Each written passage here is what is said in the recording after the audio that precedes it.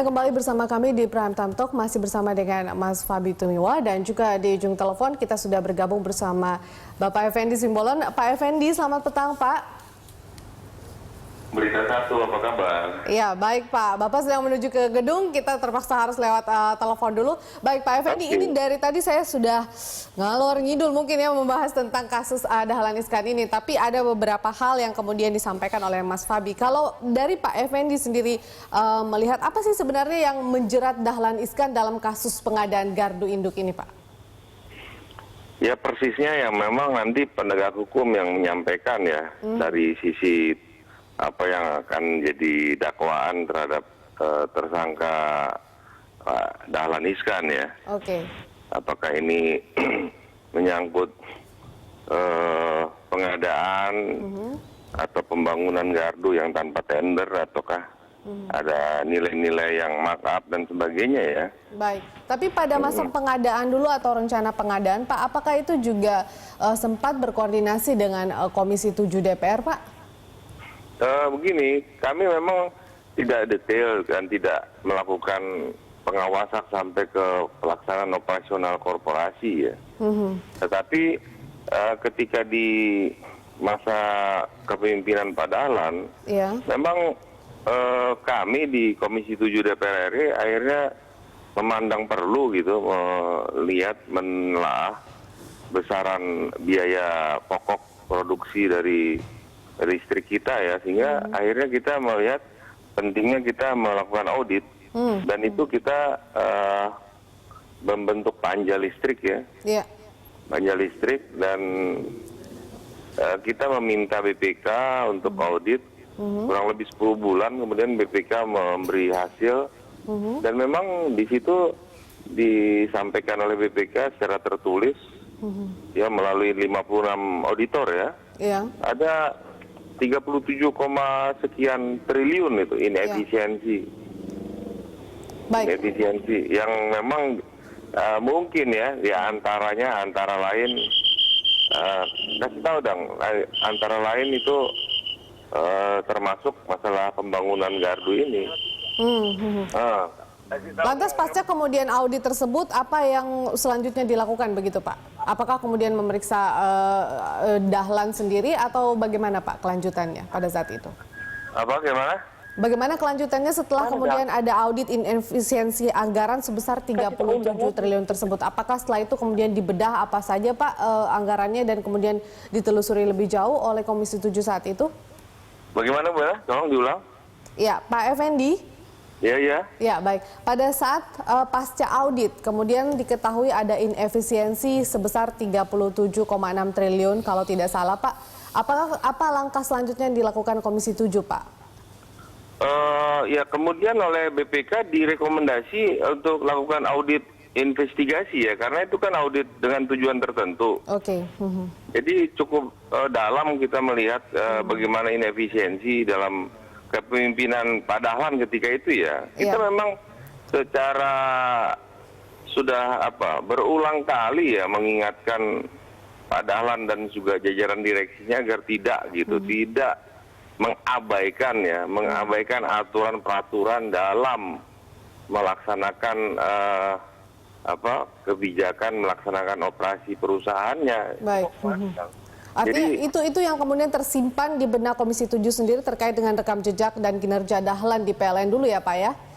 Iya, karena bahasa-bahasa Pak Dahlan ini saya tidak ingin menjudge yang bersangkutan ya. Saya tidak ingin dalam kapasitas saya sebagai penegak hukum atau hakim gitu. Tapi ini hanya mereportase saja bahwa memang kita harus pilah juga apakah ini nanti terbukti di pengadilan ini ya memang kesalahan kebijakan yang tidak diketahui ya.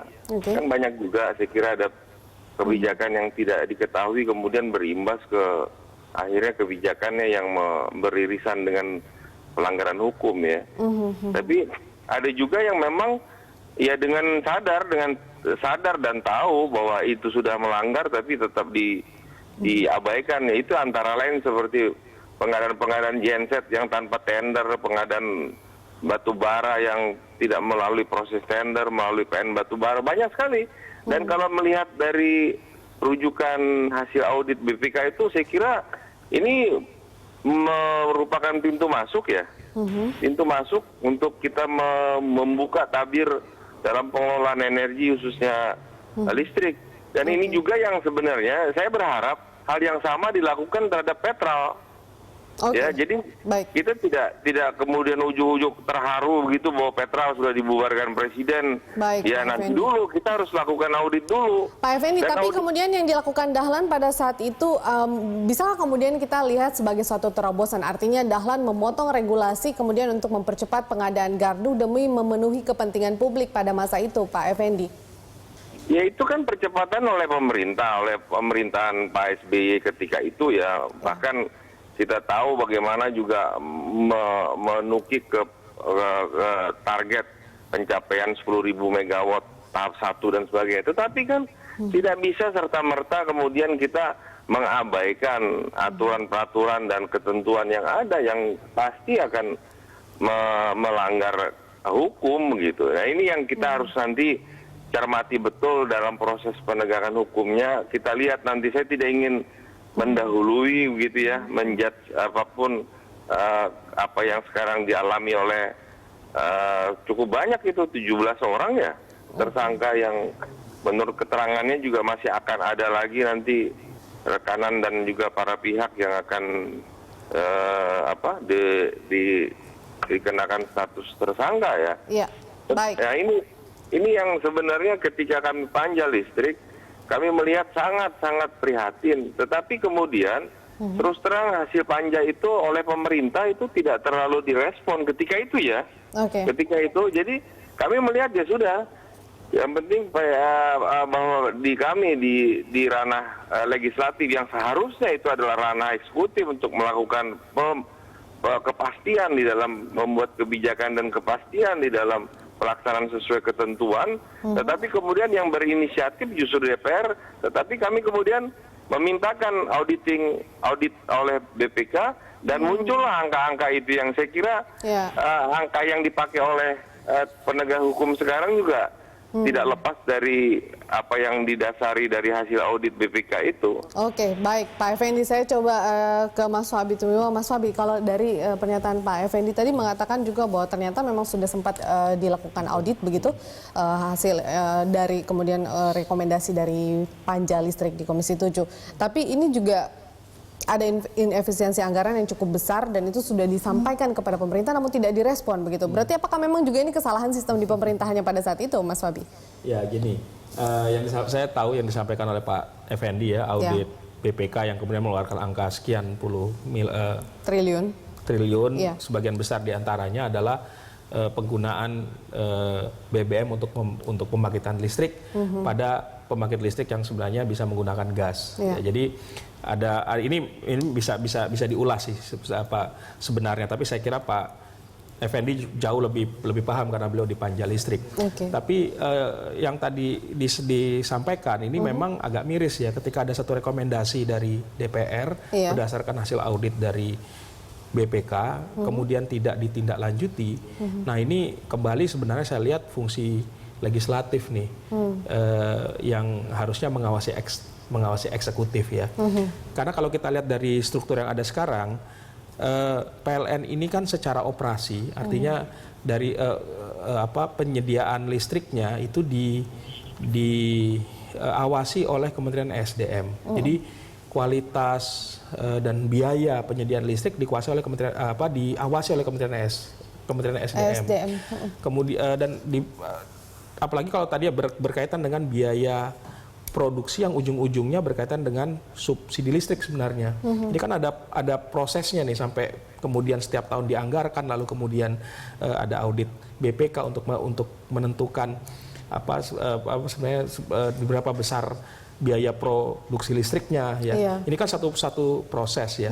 Tapi kemudian dari sisi korporasi ini kan diawasi oleh Kementerian BUMN. Ya karena jadi memang ada beberapa pengawasan. Nah, kalau hasil panja tadi sebenarnya sudah jelas, ini kan berkaitan dengan biaya. Ya, penyedia tenaga listrik itu artinya ada domain dari Kementerian SDM. Kemudian ada aspek lain yang berkaitan dengan misalkan respon PLN, bagaimanapun karena PLN ini BUMN, maka dia kan ada di bawah pengawasan BUMN juga gitu, Kementerian BUMN maksud saya. Nah, artinya kalau PLN tidak melaksanakan rekomendasi itu harusnya dipertanyakan dong oleh si pemilik sahamnya, karena ada komisarisnya kan, ya.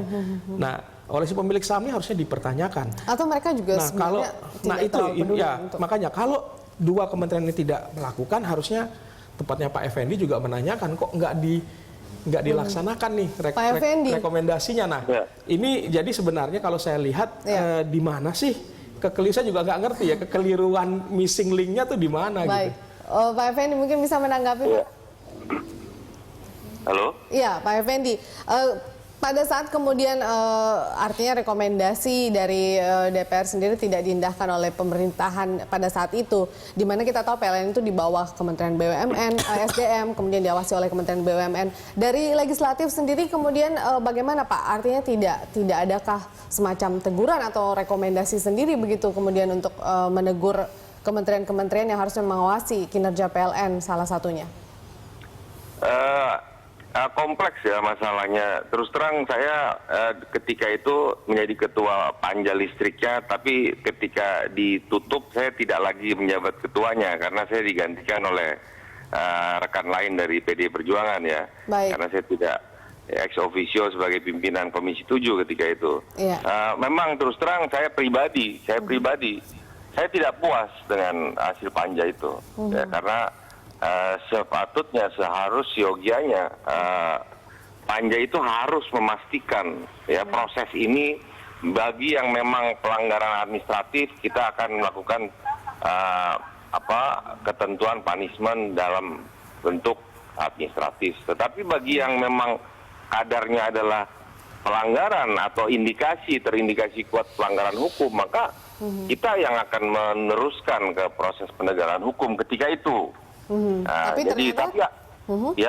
Tapi kemudian dari panja sendiri tidak sampai menyelesaikan tugasnya itu, Pak. Ya, walaupun kita tutup, tetapi tidak semaksimal yang sebenarnya kita harapkan.